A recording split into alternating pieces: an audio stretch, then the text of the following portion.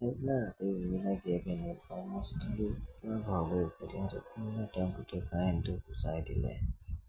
ঘৰৰ খৰচ বহন কৰিবলৈ মই ঘৰুৱা সহায়ক হিচাপে কাম কৰি আছোঁ। নীলে ক'লে, ঠিক আছে, কিন্তু তুমি বাংলোত কাম কৰিবলৈ যাবা। তাত বাস কৰা মানুহ নিকৃষ্ট আৰু দাসীবোৰৰ ওপৰত বেয়া চকু ৰাখে।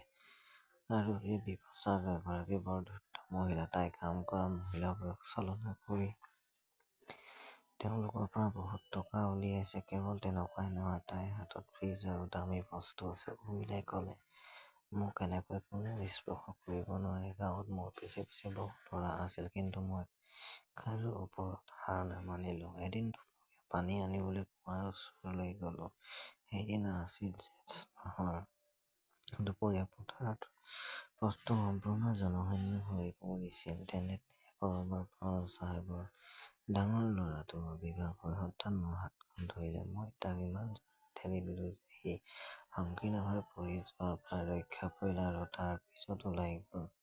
মই ভয় খাব নোৱাৰোঁ, কিন্তু নীলৰ লগত পৃথিৱীৰ ভাল বেয়া মানুহৰ সকলো ধৰণৰ কথা পাতিছোঁ। তোমাৰ ঘৰৰ কোনোবা এজন ভালেই আছে। তুমি ভাবিছানে যে তোমাৰ ওপৰত মোৰ সম্পূৰ্ণ বিশ্বাস আছে? পিছদিনা উৰ্মিলা সোনকালে সাৰ পাই পুৱা 10 বজাত বিপাশাক লগত লৈ অট্টালিকা পালেহি। মিছেছে তাইক সকলো কাম বুজাই দিলে। উৰ্মিলাই খৰধৰকৈ মজিয়া মচি গেছ জ্বলাই চাহ বনালে। যদিও আপুনি সময়মতে ব্ৰেকফাষ্ট কৰিব বিচাৰে, তেন্তে বাথৰুমলৈ গৈ গা ধুবও পাৰিব। চাহত যাবৰ সময়ত তেওঁৰ বাবে কিছু কাপোৰ এৰি দিব।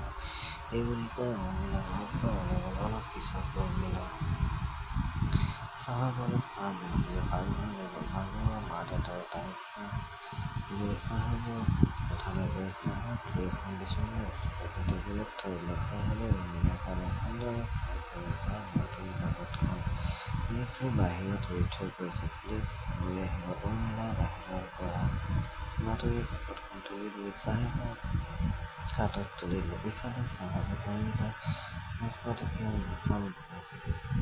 এইটো কি? এইটো ৰাখক। বিপাশাই নিশ্চয় আপোনাৰ পৰা 500 টকা লৈছে। ইয়াত আগতে কাম কৰিছে। এই 500 টকা আপুনি ল'ব পাৰে, কিন্তু মেডামক একো নক'ব। দৰমহা পালে মই আৰু 500 টকা দিম। এই ক্ষতিপূৰণৰ কথা চিন্তা কৰক। কিন্তু উৰ্মিলাই হাতখন আগবঢ়াই নিদিলে। পিছৰবাৰ চাহেবে তাইক 500 টকীয়া নোট দুখন দিলে। চাহেবৰ বাৰে বাৰে অনুৰোধত উৰ্মিলাই টকাখিনি লৈ কাপোৰ ল'বলৈ ধৰিলে। চাহেবে কাপোৰটো উলিয়াই শুকাবলৈ উলিয়াই দিয়াৰ সময়লৈকে চাহেবে গা ধুই শেষ কৰিছিল। গা ধুই সাজু হৈ উঠিছিল। উৰ্মিলাই চাহেবৰ বাবে অমলেট আৰু ৰুটি প্ৰস্তুত কৰি ব্ৰেকফাষ্ট কৰি চাহেবে ক'লে, তুমি ভাল ব্ৰেকফাষ্ট প্ৰস্তুত কৰিলা, কিন্তু ব্ৰেকফাষ্টতকৈ তোমাক বেছি ভাল লাগিল। এই কথা কৈ চাহেবে উৰ্মিলাক কোলত লৈ গ'ল। উৰ্মিলাই চাহেবৰ পৰা মুক্ত হ'বলৈ চেষ্টা কৰিলে, কিন্তু